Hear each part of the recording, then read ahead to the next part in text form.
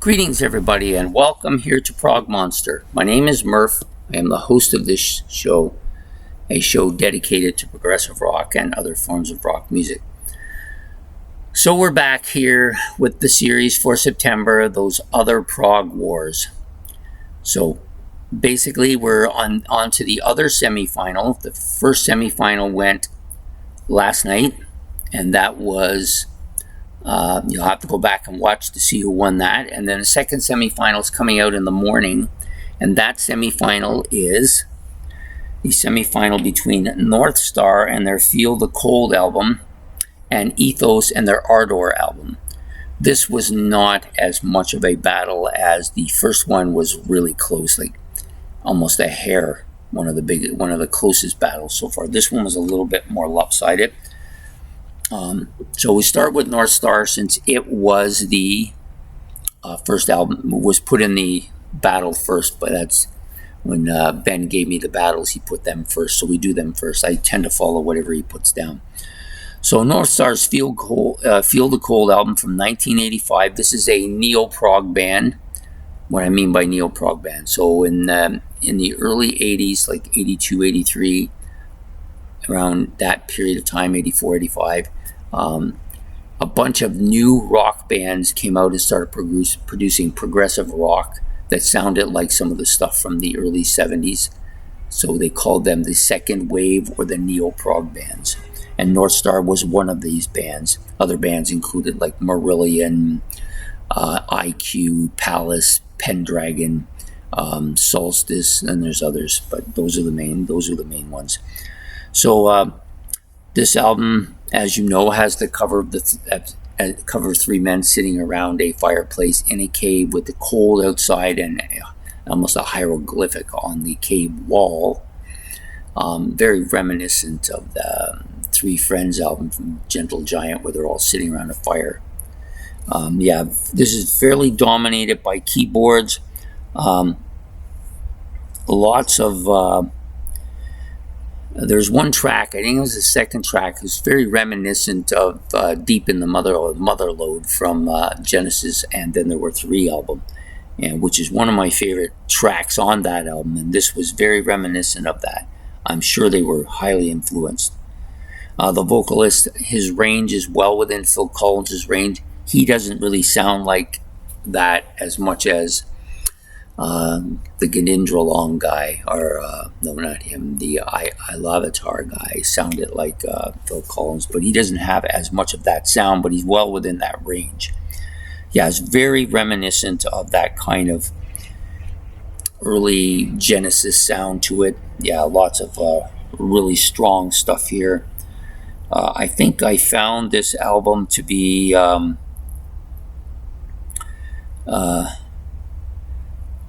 dominated a lot by that keyboard sound, which is common with those second wave bands. Vocals overall are good though. So overall, I did like this album quite a bit. I didn't actually expect it to get so far, but it did. And of course, it's going up against Ardour. Do I need to say what's going on here? So we have Ethos here, one of the big finds in this tournament for me. This is a band that has really captured my interest a lot, and I think the primary reason that it captured my thing is because they're an American prog band, and I've always been more leaning towards the side that American doesn't have prog bands. They have bands that have some prog music in it, but actually do a lot of run-on stuff.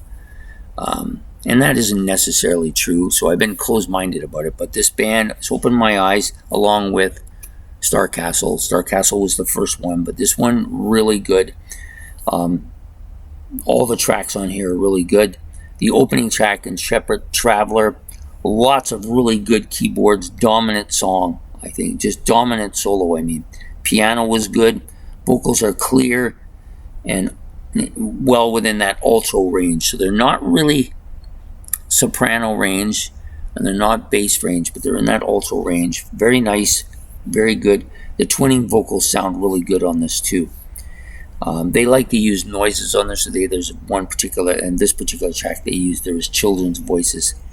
Spacey Brother vocals are strong here. I love the mellotron on this, on the moog parts as well. Really good. This band has some really good instrumentation. One of the best of all the bands in this tournament. Really intricate, lots of catchy vocal parts and guitar parts and rhythm parts here. Just really, this is a super strong band. The album came out in '76. They, of course, win this going away, so there wasn't really gonna hide it too much. I did enjoy this album. It was a great and very wonderful end to the album too, with that atmospheric part to the album right at the end there. Just a really catchy album. So they will go to the finals to face Ganindra Long. I didn't see, I could see both of them getting to the finals. I wasn't sure. There was a couple of other bands that I thought it's going to be tough. I thought that Elevatar was going to win it. After the second round, I thought they're easily going to win this, but they've proven me wrong. They're still great. It's a great band. I got to have that album as well. So there you go. So Ethos will go on to the finals to face, with their album, of course, Ardour, to face Ganindra Long and their Lady Lake. This is going to be an interesting battle. You've got both bands have a lot of things going on for them. So anyways, I hope you will show up, and that will come out tonight. I'm doing the rare Saturday night video for the finals, and that will be tonight. So I hope to see you all there.